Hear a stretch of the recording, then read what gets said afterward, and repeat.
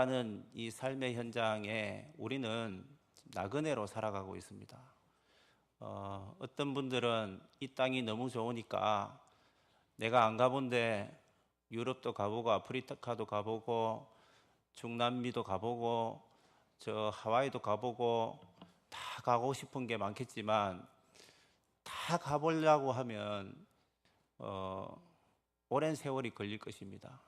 근데 하나님께서는 우리 이 지구보다 더 좋은 천국을 예비하고 계시고, 잠시 세상에 내가 살다가 이제 떠나가면 아름다운 천국, 또 하나님께서 계신 그 천국에 가서 영원한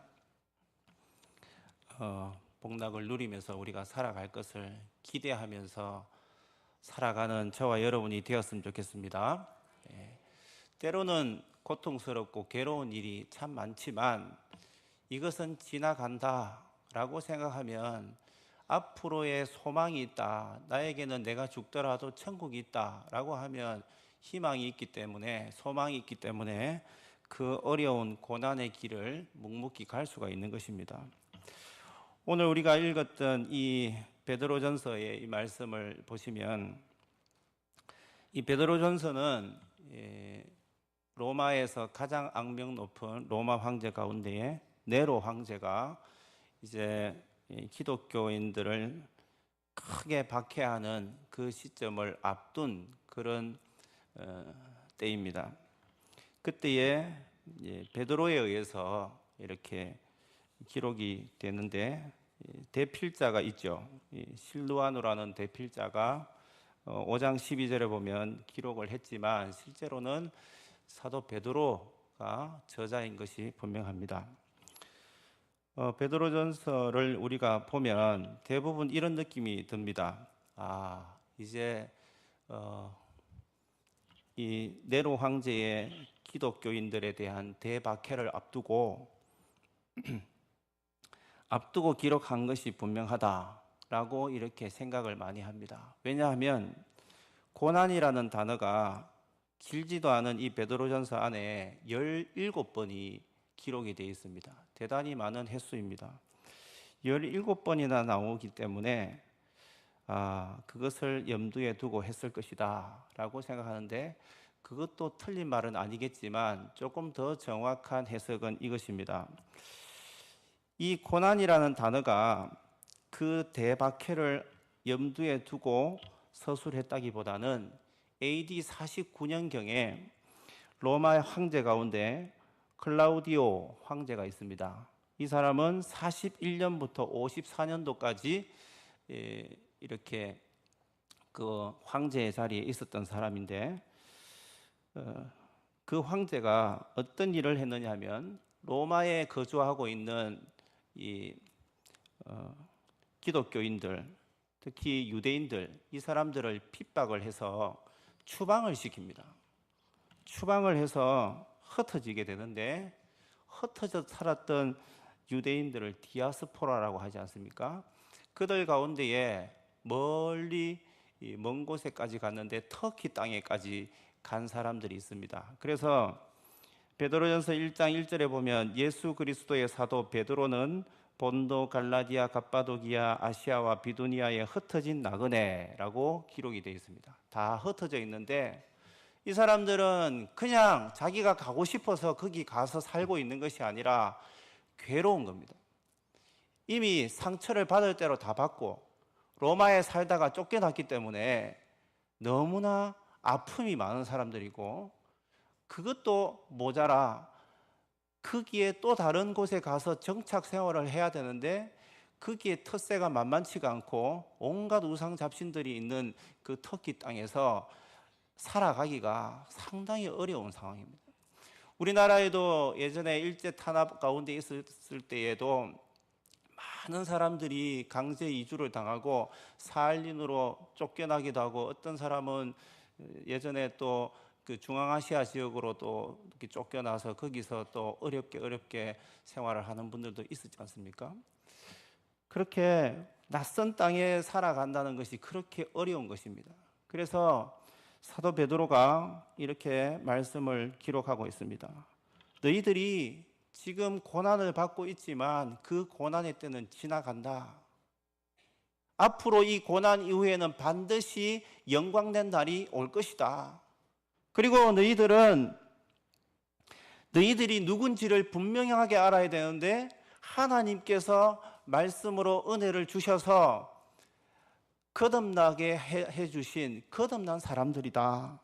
그렇기 때문에 너희들은 소망이 있다. 너희들은 살아있는 예수 그리스도, 그분이 산 소망이 되셔서 그분을 의지하고 붙잡고 살아가게 되면 이 고난을 통과하게 될 것이고 이 고난 이후에는 반드시 영광된 날이 올 것이다 라고 지금 위로의 말씀을 하고 계신 것입니다. 고난 중에 있는 흩어져 있는 많은 사람들이 있는데 이들이 참 힘들게 살아가고 있지만 하나님 앞에서 그 영광된 날을 고대하면서 기다리고 인내하고 기도하고 말씀으로 무장해서 살아가라는 말씀이 오늘 이 본문의 말씀입니다. 13절 말씀을 우리가 한번 보시겠습니다. 본문 13절 말씀을 다시 한번 읽도록 하겠습니다. 시작.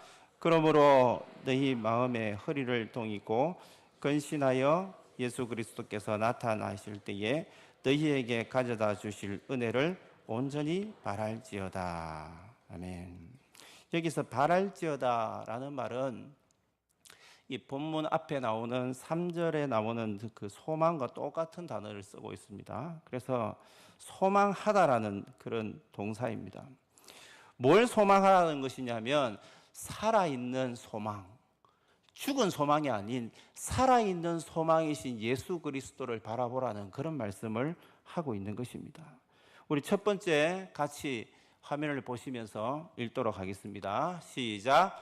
이 땅에서 나그네로 있을 때 마음의 허리를 동이고 근신하여 예수 그리스도를 소망하라. 우리가 첫 번째로 기억할 것은 바로 이 내용입니다. 여기 우리 13절에 기록된 것처럼 이 땅에 살아갈 때에 나그네로 지금 우리가 이 한 걸음 한 걸음 계속 가고 있습니다. 그런데 하나님께서 베드로 사도를 통하여서 우리에게 첫 번째로 이 본문에서 주시는 말씀은 너희 마음의 허리를 딱 졸라매고 근신하여서 예수 그리스도를 소망하면서 살아가라. 희망적인 메시지입니다. 그냥 의무적으로 떠넘기듯이 이렇게 살아가야 된다 이렇게 명령하는 쪽가 의조로 하는 말씀이 아니라 실제로는 이런 뉘앙스입니다. 너희들이 과연 누군지 아느냐? 너희들은 하나님의 자녀들이다.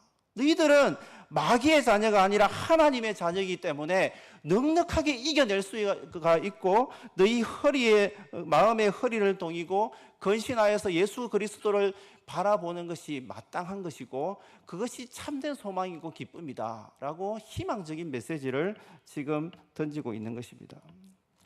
마음의 허리를 동인다는 것은 사실은 이 출애굽기에서 이 근거를 찾아볼 수 있는데 출애굽기 말씀에서 출애굽하기 이전에 10번째 재앙을 이스라엘 백성들이 지나가게 됩니다. 그때에 장자의 죽음이 이스라엘 백성들에게는 피하여 가게 되는데 그때 이제 6월절 말씀을 우리가 볼 수 있지 않습니까?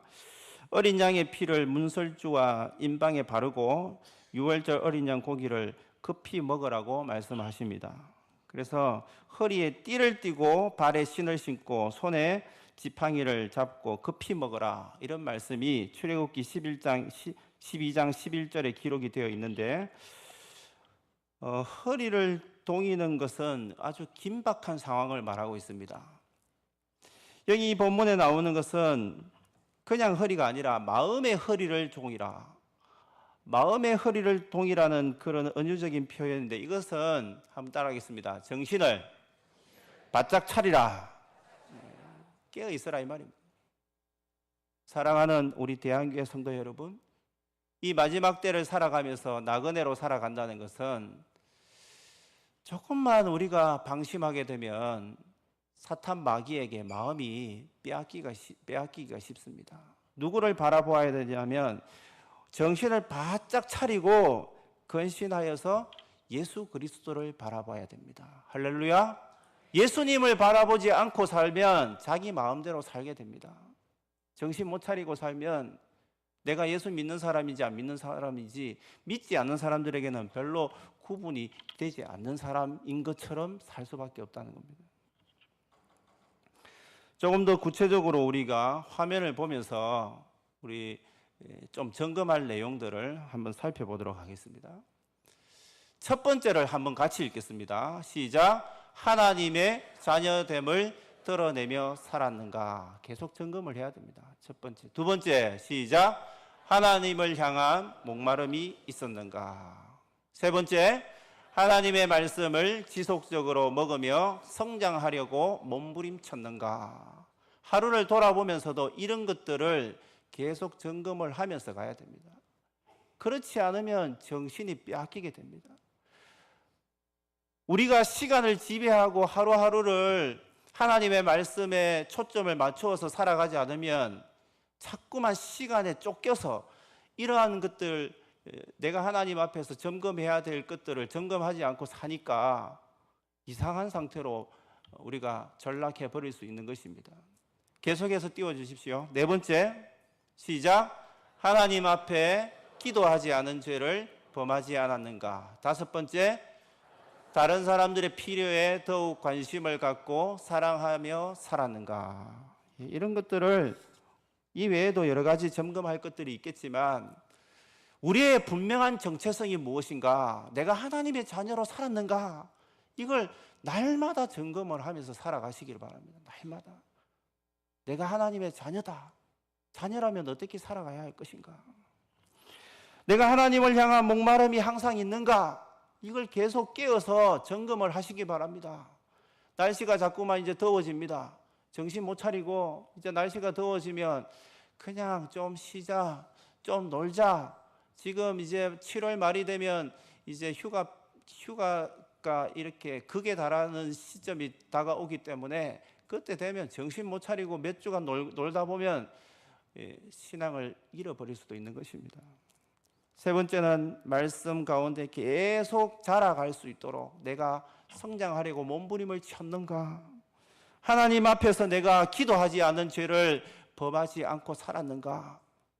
다른 사람들의 필요를 관심을 가지고 사랑하며 살았는가? 이런 것들을 날마다 점검을 하면서 살아가는 깨어있는 하나님의 자녀들이 다 될 수 있기를 바랍니다. 두 번째 같이 한번 읽겠습니다. 시작. 이 땅에서 나그네로 있을 때 거듭나기 전에 했던 사욕을 버리라. 사욕은 욕심입니다. 정신 못 차리고 살았을 때 거듭나기 전에 거의 무법천지입니다. 우리가 생명의 삶 첫 시간에서 또 배웠던 내용인데 죄가 무엇이냐면 자기가 법인 거예요. 하나님 없이도 내가 살 수 있다. 그것이 죄입니다. 죄. 오늘 초등 2부에서도 죄에 대해서 말씀을 아이들에게 가르쳤는데 그때도 같은 말씀을 드렸습니다. 알면서도 하나님의 말씀을 알면서도 그 말씀대로 살지 않는 거 다 죄입니다. 하지 말라고 한 거 내가 하고 있으면 죄고 하라고 하는데 안 하고 있는 것도 다 죄입니다. 믿음에 근거하지 않고 내 마음대로 살아보겠다고 하는 것 그것도 다 죄입니다. 하나님 없이 살아가려고 하기 때문에 몸부림치면서 교만에 빠져서 그렇게 살기 때문에 다 죄라는 것입니다. 이러한 것들이 거듭나기 전에 했으면 거듭나기 전에는 그렇게 살 수밖에 없습니다. 왜냐하면 거듭나지 않았기 때문에. 그러나 거듭난 이후에 하나님의 백성이 된 이후에도 똑같이 그렇게 살면 안 된다라고 하나님께서 말씀하고 계시는 것입니다. 육체의 소욕을 따라 살지 않도록 다 함께 몸부림치면서 살아갈 수 있는 저와 여러분이 될 수 있기를 바랍니다. 그래서 우리가 가지고 있는 그런 더러운 습관들을 좀 버리는 작업을 해야 되겠습니다. 오늘 이제 집에 돌아가시면 잠자기 전에 꼭 한번 적어 보시기 바랍니다. 내가 하나님 앞에 잘못하고 있는 잘못된 습관들이 몇 가지가 있을까? 그냥 한번 쭉 적어 보십시오. 내가 은혜를 끼치는 말을 하고 있는가? 아니면 습관적으로 자꾸만 나도 모르게 은혜를 끼치지 않고 다른 사람들의 상처 주는 말을 하고 있지는 않는가? 아니면 내가 말로는 성경을 많이 읽어야 되겠다 생각으로는 하고 있지만 그런 거룩한 습관을 가지지 않고 다른 것들에 내 마음이 빼앗기고 내 눈이 빼앗기고 내 귀가 혹하여서 그런데 많은 시간들을 할애하고 또 그런 데 집중하고 있지 않는가? 이런 것들을 우리가 한번 점검해 볼 수 있기를 바랍니다. 욕심을 버리라는 것은 야고보서 1장 15절에 보면 욕심이 잉태한 즉 죄를 낳는다고 했습니다. 욕심은 그냥 있는 게 아니라 계속해서 자라게 됩니다. 나중에 이제 죄가 더 자라거든요. 더 자라면 어떻게 자라느냐 하면 처음에는 바늘도둑이 나중에는 소도둑 됩니다. 마찬가지로 죄는 가만히 있는 게 아니라 하나님 앞에 죄를 회개하고 돌아서지 않으면 죄가 계속 이렇게 불어납니다. 계속해서 불어납니다. 처음에는 엄마 지갑을 조금 훔쳤다가 나중에는 조금 힘 더 약한 애들 괴롭히면서 돈을 빼앗다가 그 다음에는 담을 뛰어넘어서 다른 집에 들어가서 이렇게 훔치는 일을 하다가 더 담대해지면 죄가 자꾸만 쌓이면 담대해지거든요. 그러면 어떻게 되느냐 하면 강도짓을 합니다. 그전에는 칼을 들고 있지 않다가 나중에는 칼을 들고 사람들 생명을 소중하게 여기지 않고 찔릅니다. 이 지경까지 가는 겁니다. 다른 사람들을 업신여기고 왜냐하면 내 마음이 이미 물질에 빼앗겼기 때문에 죄가 이렇게 무서운 겁니다. 욕심이 잉태한 즉 죄를 낳습니다. 우리가 하나님 앞에서 욕심을 버리지 않고 내가 가지고 있는 그 욕심을 계속 이렇게 가지고 있으면 하나님께 기쁨과 영광을 올려드릴 수 없다 이 말입니다. 사랑하는 대한교회 성도 여러분, 하나님 앞에서 우리의 더러운 습관들 다 버리시기를 바랍니다. 죄가 장성하여서 뭐가 됩니까? 사망에 이르게 됩니다. 세 번째 우리 같이 한번 읽겠습니다. 화면이 같이 읽겠습니다. 시작. 이 땅에서 나그네로 있을 때 모든 행실에 거룩한 자가 되라. 15절을 같이 읽겠습니다. 15절요. 시작. 오직 너희를 부르신 이처럼 너희도 모든 행실에 거룩한 자가 되라. 이렇게 말씀하고 있습니다. 우리 거듭나기 전에 것들 사욕을 다 버리고 나서는 무엇으로 채워야 되느냐 하면 거룩한 습관으로 계속 채워가야 됩니다. 모든 행실에 거룩한 자가 되라 라고 말씀합니다. 우리가 오전에도 담임 목사님을 통해서 말씀을 들었는데 하나님 앞에 우리가 살아가는 백성들은 말씀을 날마다 붙잡고 살아가야 되고 기도를 놓치지 않아야 됩니다. 아주 거룩한 습관입니다. 하나님께서 가장 좋아하시는 것입니다. 그 근거가 무엇이냐면 16절에 기록되었으되 내가 거룩하니 너희도 거룩할지어다. 하나님의 명령입니다. 하나님의 명령은 따라도 되고 안 따라도 되는 것이 아니라 반드시 그렇게 해야 되는 것입니다. 우리가 하나님의 말씀에 기준을 잡고 있을 때에 하나님의 말씀에 철저하게 복종하면서 살아갈 때에 우리의 삶이 질서가 바로 잡히게 될 것입니다. 하나님께서 그렇게 인도해 가실 것입니다. 그런데 말씀을 붙잡지 않고 말씀이 기준이 되지 않으면 잠언 29장 18절 말씀에 보면 묵시가 없으면 백성이 방자하게 행한다라고 말합니다. 묵시는 하나님께서 주시는 비전의 말씀입니다. 이 말씀이 없으면 기준이 없습니다. 기준이. 아까 말씀드린 것처럼 자기가 주인입니다. 하나님 없이도 살아갈 수 있다. 이런 교만에 빠져 있기 때문에 정신 못 차리고 살아가는 겁니다. 방탕의 길로 빠지게 됩니다. 방황하게 됩니다. 무기력증에 빠지게 됩니다. 아무런 의미가 없이 살아갑니다. 시간을 그냥 허랑방탕하면서 이렇게 보내는 것입니다. 우리 청소년들, 청년들도 분명한 목표점이 없으면 방향을 잡지를 못하지 않습니까? 세월이 계속 갑니다. 세월이 계속. 분명한 어떤 방향을 잡아야 되는데 그렇게 하지 않으면 그 방향을 한번 잡는데 몇 년이 걸린다 이 말입니다. 사랑하는 우리 대한교회 성도 여러분, 하나님께서 주신 말씀의 기준이 분명하게 서 있어야 됩니다. 하나님께서는 우리에게 귀한 생명의 말씀 66권의 이 귀한 선물을 우리에게 주셨지 않습니까? 오전에도 목사님 말씀 강조하신 것처럼 하나님의 말씀을 생명의 말씀으로 여기고 그 말씀을 부지런히 읽고 묵상하고 깨닫고 그 말씀을 살아내려고 몸부림을 치는 저와 여러분이 꼭 될 수 있기를 간절히 바랍니다. 그렇게 해야지 살아갈 수 있습니다. 예전보다는 마귀가 자기의 때를 알기 때문에 자꾸만 더 심하게 몸부림을 치고 있습니다.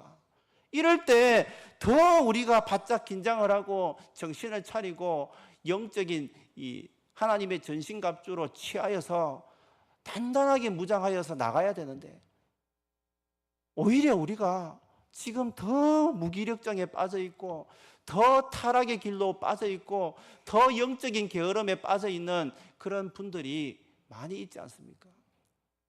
우리가 정신을 차려서 하나님의 말씀을 붙잡고 모든 행실에 거룩한 자가 되어갈 수 있도록 몸부림을 치는 저와 여러분이 될 수 있기를 바랍니다. 우리 성경 구절이 길긴 하지만 우리 로마서 12장을 같이 한번 읽었으면 좋겠는데요. 12장 10절부터 21절까지 보겠습니다. 내용이 길지만 또박또박 우리가 좀 천천히, 우리 어르신들도 많으시니까 생각하면서 10절부터 21절까지 천천히 읽도록 하겠습니다. 그리스도인의 삶이라는 것이 바로 이렇게 살아가는 겁니다.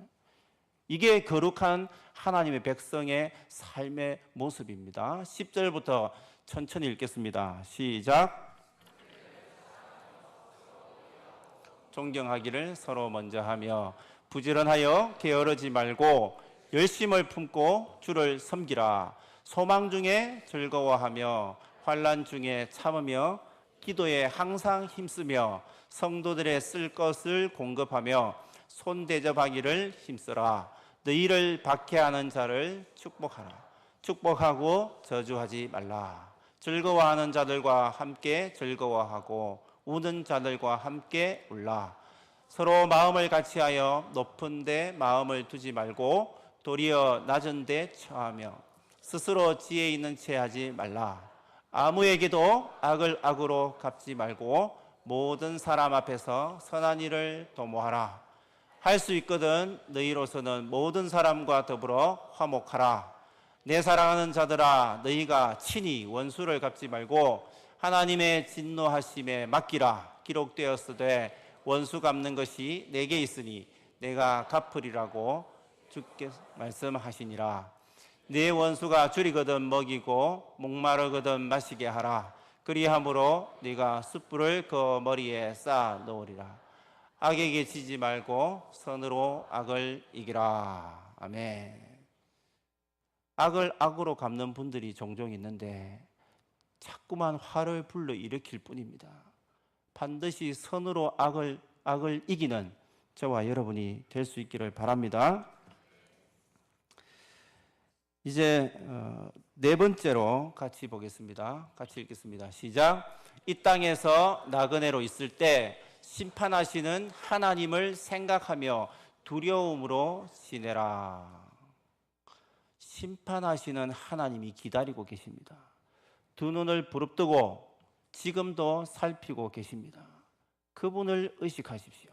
그분을 날마다 생각하십시오. 하나님 앞에서 살아가는 것이 코람데오입니다. 코람데오. 하나님 앞에서 살지 않는 사람은 자기 마음대로 살게 됩니다. 하나님 앞에서 정신을 차리고 두렵고 떨림으로 살아갈 수 있기를 바랍니다. 17절 말씀에 보시면 같이 읽겠습니다. 17절 시작. 외모로 보시지 않고 각 사람의 행위대로 심판하시는 이를 너희가 아버지라 부른즉 너희가 나그네로 있을 때에 두려움으로 지내라. 빌립보서 2장 12절도 읽겠습니다. 시작. 그러므로 나의 사랑하는 자들아 너희가 나 있을 때뿐 아니라 더욱 지금 나 없을 때에도 항상 복종하여 두렵고 떨림으로 너희 구원을 이루라. 하나님 앞에 하나님을 의식하고 사람 눈치 보지 말고 하나님 눈치 보면서 살아가기를 바랍니다. 우리 옆에 분들에게 이렇게 말합시다. 사람 눈치 보지 말고 하나님 눈치 보면서 삽시다. 하나님 눈치를 많이 봐야 됩니다. 외모를 보지 않는다는 말은 편견 없이 하나님께서 공정하게 심판하신다는 그런 뜻입니다. 그리고 행위대로 심판하신다는 그 말씀의 뜻은 그 행한 일이 믿음에 근거한 것인가, 믿음에 근거하지 않은 것인가, 그것을 분별하는 것이죠. 거기 그 행위대로 심판하신다는 그런 뜻입니다. 그러니까 우리 하나님은 어떤 하나님이시냐면 우리를 편견 없이 공정하게 정확하게 판단하시는 하나님이시기 때문에 그 하나님 앞에 두렵고 떨림으로 살아가야 된다라는 말씀을 우리에게 주시는 것입니다. 살아있는 소망, 산 소망이신 예수님을 소망하는 사람들은 우리가 지금까지 간략하게 살펴본 것처럼 근신하고 살아가야 되고요. 사욕을 따르지 않고 살아가야 됩니다. 자꾸만 더러운 습관들은 자꾸만 체크해서 버려나가야 됩니다. 거룩한 자가 되어야 되고 심판하시는 하나님을 두려워하면서 살아가야 되는데 그 이유가 무엇이냐면 지금부터가 중요합니다. 왜 그렇게 이 땅 가운데 나그네로 있을 때 그렇게 살아야 되느냐 하면 보배로운 피 때문에 그렇습니다. 예수님의 보배로운 피 때문에 우리가 지금 살아있는 것입니다. 과거에는 어떤 행동으로 하나님 앞에 죄를 범하면서 살았는지 몰라도 이제 거듭난 하나님의 백성들, 이제는 흠없고 점없는 어린 양 같은 그리스도의 보배로운 피로서 계속함을 입었기 때문에 이제는 정신 차리고 그렇게 살지 말라는 거예요. 너희들이 어떤 사람인지 아느냐? 그런 쓰레기 같은 과거에 그렇게 더러운 것들, 이제는 그런 것들을 만지면서 그런 것들을 누리면서 살 백성이 아니라 차원이 다르다 이 말입니다. 너희가 누군지 아느냐? 하나님의 백성이다. 이것을 지금 사도 베드로가 강조하고 있는 겁니다.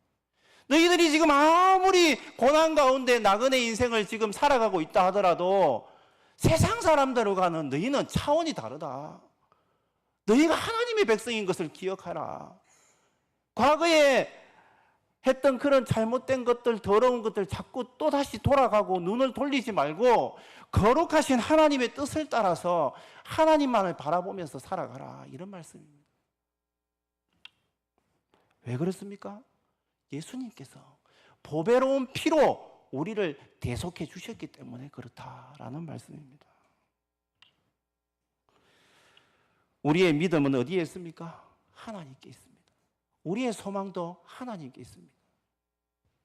믿음과 소망을 가진 사람들은 하나님을 사랑하면서 이웃을 사랑하면서 살아갈 수 있는 사람들입니다.